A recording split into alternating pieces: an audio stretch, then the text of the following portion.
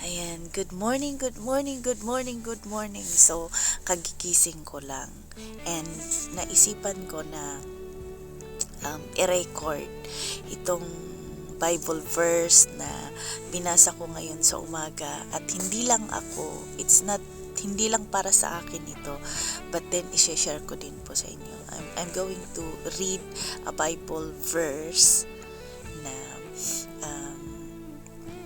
tawag nito na magandang i-meditate or magandang laging alalahanan natin na paalala ng Panginoon sa atin. So, hindi lang ako ang mabless sa umagang ito, but then babasahin ko din po sa inyo. I'm going to share sa inyo. So, I woke up like this. Wow! Diba? Kagigising ko lang and bago ako lumabas dito sa kwarto ko, gusto kong basahin itong a few verses na i-check din ninyo sa Bible ninyo. So babasahin ko, mag-share ako ng verses ngayon sa umagang ito. So ayan, so hindi pa ako naghilamos nito at mag-record tayo. Dahil maganda lang yung kaya very confident tayo. Maganda yung parang ang ganda natin sa camera. Dahil na syempre naka 360 yan, so hindi na ako mag-edit. Kaya 'di ba, kahit hindi ka naka-lipstick, hindi ka nakahilamos, o 'di ba?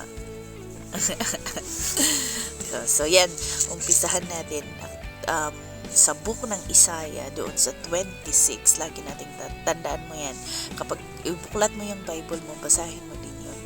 Ang sabi niya doon, awit ng papuri sa Diyos ang nakalagay dito sa ito. Ayan, naka-cross out pa sa akin yan.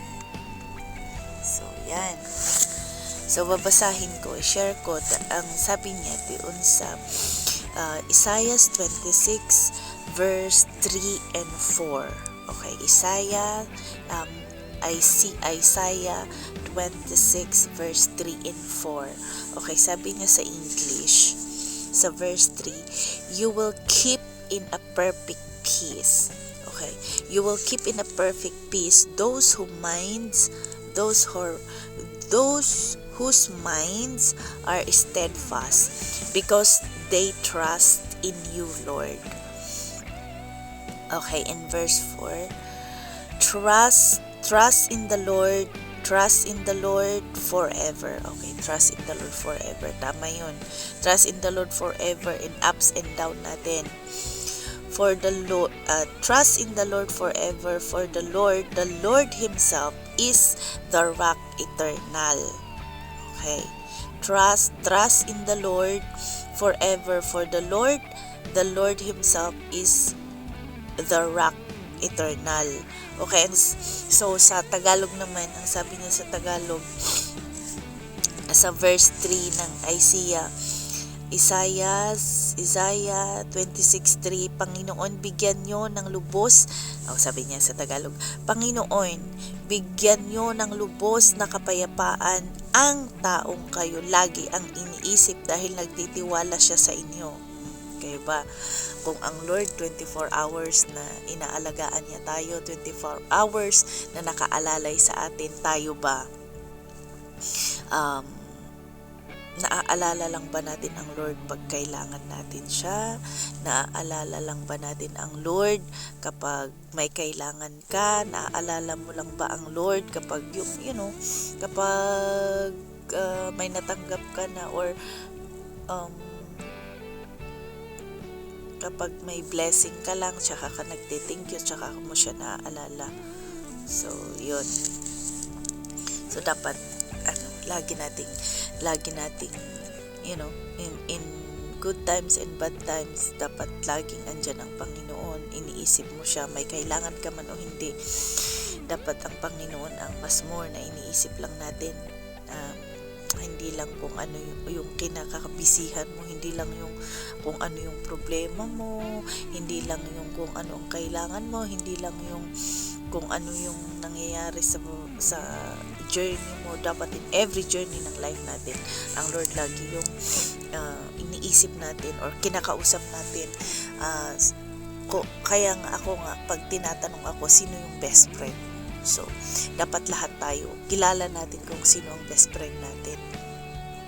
Ang the best na best friend talaga natin in life is ang Panginoon. So, yun. So, kapag pag tinanong kayo, sino ang best friend mo? Ang Lord. Ang tanong, best friend mo nga ba siya? Paano mo nasabing best friend mo ang Panginoon? Yun. Sige, tanungin mo ang sarili mo, best friend ko nga ba ang Panginoon? Tanungin mo ang sarili mo, best friend ko nga ba ang Panginoon? Yun. Kumbaga, paano mo nasabing best friend mo ang Panginoon? That's the question. So, yun. Magtiwala kayo, okay, sa verse 4, sabi niya doon, magtiwala kayo lagi sa Panginoon dahil siya ang ating bato na kanlungan magpakailanman. Yun. Magtiwala ka sa Panginoon. Kapag ang Panginoon ang tinuring mong best friend mo, magtiwala ka. Magtiwala ka. Lahat kayang gawin ng Panginoon. Walang imposible sa Kanya.